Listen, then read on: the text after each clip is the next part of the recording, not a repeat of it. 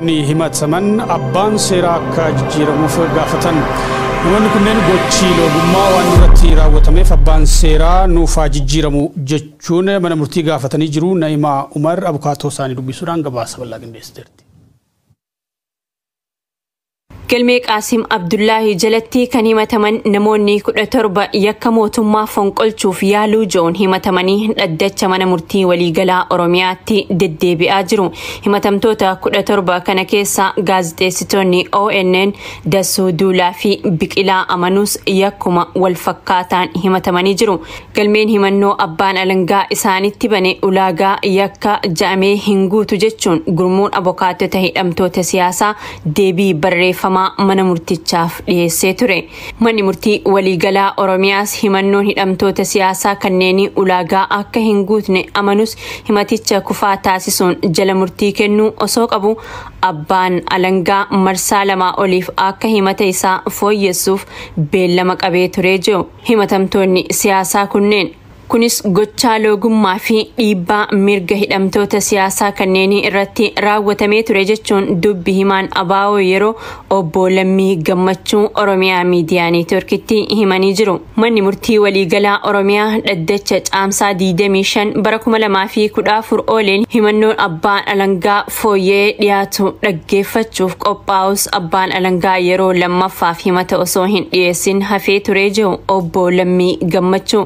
Haa ta'u malee manni murtichaa ammaas yeroo sadaffaaf utuu abbaan alangaa himata fooyyessu akka hin qabne ibsu carraa himata fooyyessu dabalataa kennuun beellama qabatee ture jaani. Hariiroon mana hojii abbaa alangaa fi mana murtii waliigalaas qixa kanatti shakkii isaanitti uumuu kan himan obbo Lammiin abbaan seeraa galmee himatamtoota kanaa ilaalaa jiru loogummaa raawwachuu isaaf muffii uumuu ibsu. Dhaddacha guyyaa kaleessaa jechuunis waxabajjii 23 bara 2022 oolameenis hidhamtoonni siyaasaa kunniin mana murtiitti dhiyaachuun muffii isaanii himatanii jiru. Manni murtichaa mirga keenya dhiibaa jira jechuun kan gaafatan hidhamtoonni kunniin abbaan seeraa mana murtii waliigalaa Oromiyaa yakka loogdummaa galmee hidhamtoota irratti waan raawwateef abbaan seeraa akka jijjiiramuuf gaafatanii jiru obbo Lammiin. Bu'uuruma kanaan manni murtii waliigalaa Oromiyaas gaafii hidhamtootaaf deebii kennuuf beellama itti aanu waxabajjii 28 bara 2022tti bulfatee jira. Godina Baalee magaalaa Roobee dabalatee iddoo baay'eetti qaamoleen mootummaa uummata hidhaa fi dararaa jiraachuu jiraattonni achirraa itti himan. Rakkoo nageenyaarraa kan ka'e hojjennee jiraachuun nutti ulfaatee jira kan jedhan jiraattonni godina Baalee kunneen humnoonni mootummaa wal waraansa waraana bilisummaa Oromoo waliin godhan irratti yoo miidhaman aarii isaanii uummata qulqulloota hiraarsuudhaan dabarsu jedhanii jiranii guyyoo waariyoo gabaasa bal'aa qindeesse.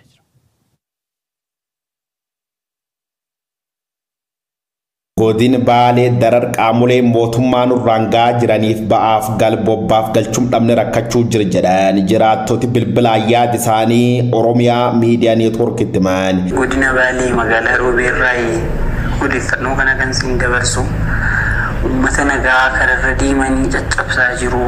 Shaniitu nutti seenii jedhanii akkasitti uummata fixaa jiru. Uummanni dhumaa jira. Amma sa'aatii kanatti guutumaan guutuutti daandiin tokko hin jiru, daldalli tokko hin jiru, halkanii guyyaa rakkoo hammaataa keessa jira.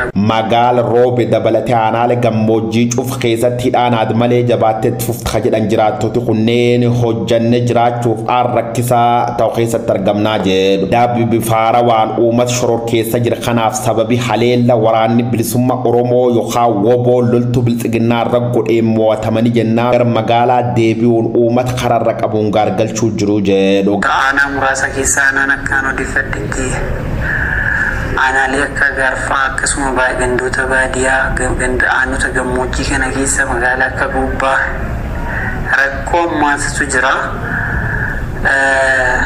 Humna badi balleessaa jiru jarriitu ta'uu waboota na baananii jaratu magaalaa kana dheengadda seenii jedhama.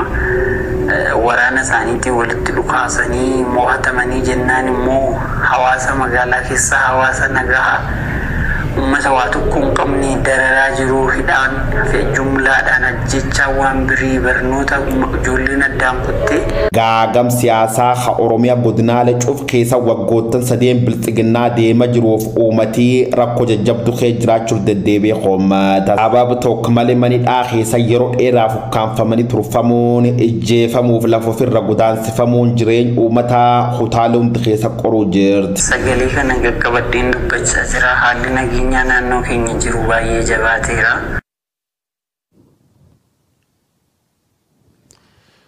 Ajajaan waliigalaa waraana bilisummaa Oromoo Marroo Dirribaa waraana bilisummaa Oromoo magaalota eegumsa qaban keessa galaa jiraachuu hime. Waraanni bilisummaa Oromoo humna gahaa akka qabus ibsee jira. Qondaalli olaanaan waraanichaa kun mootummaan marii akka qabeessaaf qophii taanaan abaa'oo waboon qophii ta'uu Marroo Dirribaa ifoomsee jira. Siraaj sabaaf gabaasa bal'aasnitti. Marroo Dirribaa lammeessaa yaada BBCf kennee waraanni bilisummaa Oromoo gammoojjii fi baadiyyaa qofa otoo hin taane magaalota eegumsa qaban illee galaa akka jiru dubbateetii jira. Namoota siyaasaa qawwee hidhachiisuun bobbaasanis eegumsa isaanii bira ceehaa jirra jechuun Marroo Dirribaa himeetii jira. Magaalota Gaambeellaa, Gimbii fi Dambidollootti ooppereeshiniin milkaa'aan adeemsifamu kan ibse Marroo Dirribaa namoota waraana bilisummaa Oromoo balleessine qawwee caccabaa qabu kan jedhuuf waboon akka mootummaan jedhu akka hin taane itti agarsiisne jirra jedhem. Mootummaan Itoophiyaa irra deddeebii waraana bilisummaa Oromoo sadarkaa yaaddoo hin taane irraan geenye jirra jedheetii ture. Waraanni bilisummaa Oromoo garuu bakkeewwan hedduutti kan duraa caalaa sochitti akka jiru ragaaleen kutaalee Oromiyaa garaagaraa irraa argaman ni mul'isu. Kaayyoon hidhattoota waraana bilisummaa Oromoo amma lolaa jiru maali? Karaa nagaatiin waan qabsaa'aniif galma gahuun hin danda'amu gaafiiwwan jedhan gaafilee Marroo Dirribaatiif dhiyaatanidha. Kaayyoon waboon amma qabsaa'uuf kan gaafatame Marroo Dirribaa kan abaa'oon dura waggoota 50 qabatee deemaa ture irraa adda miti jedha. Innis uummata Oromoo bilisa bahem kan dhiibbaan siyaasaas ta'e dhiibbaan waraanaa irra hin jirre ijaaruudha. Uummata Oromoo bilisa ta'e Oromiyaa bilisaaf walaba taate ijaaruu danda'uuf hiree isaa ofiin murteeffatu dhugoomsuudha jedhe. Akkasumas uummata bilisa taane sabaa fi sablammoota Itoophiyaa kaan waliin walqixa taane namummaa fi aadaan isaa kabajame waan siyaasaa fi seenaan nuuf malu argannee jiraanna jedhuun fiduudha jedha. Uummanni Oromiyaa walaba taate ijaarachuu barbaada kan jedhu yoo ta'e sana kabachiisuu fi tiksuuf qabsoofna kan jedhe Marroo Dirribaa Itoophiyaa keessatti dhiitamuu fi cunqurfamuu nafeem saboota kaan waliin karaa walqixa ta'een jiraachuu yoo barbaades isas kabachiisuuf qabsoofna jechuun kaayyoo qabsaaniif himeetii jira. Waboon humna waraanaa gahaa ta'e qabaachuu kan dubbatu Marroo Dirribaa lakkoofsaan garuu himuu hin feene. Qabsoo hidhannootti maaliif akka ciche kan gaafatame Marroo Dirribaa lammeessaa ammayyuu uummanni Oromoo bilisummaa barbaadu hin gonfanne jedhe. Kan durii caalaa kan hammaateedha. Abaa'oon yeroo kamuu caalaa amantaa irratti gatee kan galeen bulchiinsa ministeera muummee Abiy Ahmadiidha. Garuu akka ka'uu hin dandeenyetti kan miidhame bulchiinsa isaanii jalattiidha jennee amanna jedhe. Namni dhiiga namaa dhangalaasuu barbaadus ta'e dhiiga dhangalaasuu barbaadu hin jiru jechuun waraanni karaa nagaarra filatamaa akka hin taanes ibsa. Garuu daandii nagaa jedhu kana irratti waan arganne deebisnee dhabne irra jedha Marroo Dirribaa lammeessa. Marroon marii rakkoo furuu ilaalchisee gaafii dhiyaateef ammoo deebii wayita kennu akka daa'imaatti waan xiqqoon sobamee kan galu hin jiru waan barbaannu jira isa ammoo gadi buusnee waan harka kenninuuf hin jiru jedhe. Mootummaan abaa'oo waboon nagaa biyya kanaa keessatti waan gumaachutu jira waliin hojjenna jedhee kan amanamu yoo ta'e nus qophiidha jedhe. Bakka nuti filannetti nama feenu mootummaafis nuufis ta'a jennee kan amannu bakka jirutti taajjabdoonni idil addunyaa bakka jiranitti kan waamichi nuuf godhamu taanaan mariif qophiidha jedhe. Kan alala akka daa'imaatti karameellaan nama gowwoomsanii kan nama waaman yoo ta'e kan gowwoomfamu hin jiru jechuun ejjannoo abaa'oo waboo ifoomsee jira Marroo Dirribaa lammeessa. Odeessa waraanaa kan biraatiin lola qindaa waraanni bilisummaa Oromoo kibba lixa shaggarii fi lixa shaggar tibbana waraana mootummaa waliin taasifameen humnoota mootummaarraan hubaatii geessisuu himee jira.